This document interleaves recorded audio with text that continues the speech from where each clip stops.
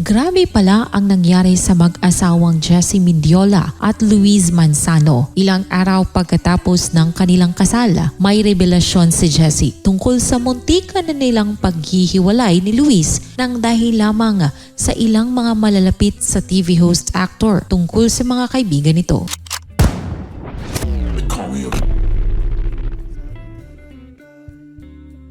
Inamin kasi ni Jessie na muntik na nga silang maghiwalay noon ng asawang si Luis Manzano. Bagong kasal pa lamang daw sila noon nang magkaroon sila ng matinding pagtatalo tungkol sa mga kaibigan ni Luis na hindi nagustuhan ni Jessie. 2 beses ikinasal sina Luis at Jessie. Una, ang civil wedding nila na ginanap sa The Farm sa San Benito, Batangas noong February 21, 2021. Pangalawa, ang church wedding nila sa isang simbahan sa Coron, Palawan noong February 15, 2024. Sa isang vlog sa YouTube ni Jessie, naging panauhin niya ang mister na si Luis. Dito ay sumalang sila sa Truth or Dare. Isa sa natanong kay Jessie ang tungkol sa muntik-muntikan na nilang paghihiwalay noon ni Luis. Tanong sa kanya, describe the time you almost broke up with your spouse. Baka sa mukha ni na Luis at Jessie ang pagkabigla sa naging tanong. Pero imbis na umiwas, piniling sagutin at ikwento ni Jessie ang dagok na naranasan nilang mag-asawa. Kwento pa niya, kakasal lang nila noon ni Luis nang mapansin niya ang ilan sa mga kaibigan ng mister.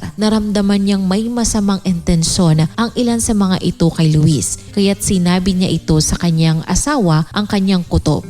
Pagbabalik tanaw ni Jessie, ayun yung time na may mga tao sa paligid niya na talagang hindi okay. Kakasal lang namin noon actually. Mga 1 year pa lang kaming kasal noon. Kinasal kami tapos the next day, inaway-away ako nung tao na yun. Kaya pala galit na galit siya sa akin kasi may tinatago pala siyang sikretong karumal-dumal na malala. So doon ko naamoy na parang may something itong taong ito. Bakit galit na galit siya na kinasal kami? Agad daw niya itong ipinaalam kay Luis. Ngunit imbis na paniwalaan at panigan siya, ay mas nanay daw sa asawa ang pinagsamahan nila ng kaibigan. Ayaw niya talagang patibag. Inaaway niya talaga ako as in talagang away. Kulang na lang kampihan niya yung mga taong yun. So ako parang sabi ko, teka lang, ako yung asawa, 'di ba? Bakit parang hindi niya ako pinaniniwalaan? Tandaan niyo guys na ang asawa niyo, sila talaga ang mag-break o mag-make sa inyo. Kaya kailangan ng mga babae kapag may nararamdaman sila about you or sa paligid niyo, dapat pakinggan ninyo. Kasi for your own good naman yun.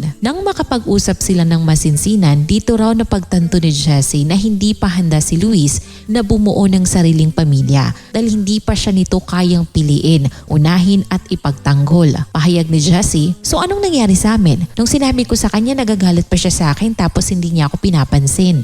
Ang sabi niya sa akin, mali ka, matagal ko na silang kilala. Halos kababata ko sila, part of the family sila. So ako, sabi ko, hindi pa ako part ng family? Tapos nangihingi na rin siya sa akin ng anak noon. Sabi ko, no, hindi ka pa ready maging tatay. Kasi either napiliin mo yung pamilya mo or sige, piliin mo yung mga kaibigan mo na hindi okay para sa iyo. Dumating na rin daw sa punto noon ni Jessie na nag-isip kung ipagpapatuloy pa niya ang kanyang relasyon kay Luis Manzano. Dahil gulong-gulo, minarapat daw niyang hingin ang panig ng ina ni Luis na si Vilma Santos. Bilang ina, pinayuhan naman daw siya ni Vilma na mag-isip ng mabuti bago gumawa ng pinal na desisyon.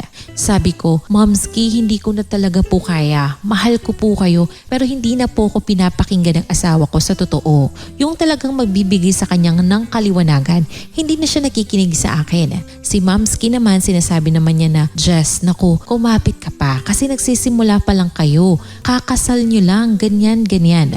Makalipas ang ilang araw, tila nahimasmasan daw si Luis at humingi ng tawad kay Jessie. Saad pa ng aktres, after a few days after nung magpaalam kay Momski, nagising siya sa katotohanan. Sa huli, piniling manatili ni Jessie sa piling ni Luis dahil sa pagmamahal niya rito.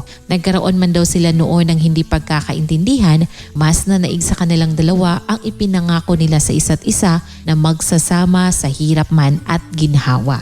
Hindi naman talaga maiiwasan ng hindi pagkakaintindihan o pagkakaunawaan sa mag-asawa, lalo na't involve ang away sa kaibigan. Pero ang importante, mas mananaig talaga ang pagmamahalan at ayusin ang problema. Anong masasabi ninyo ka-showbiz talk sa ating topic ngayon? I-comment nyo na yan sa ibaba. At kung bago pa lamang kayo sa aking channel, huwag kalimutan mag-subscribe at click the notification bell. Maraming salamat!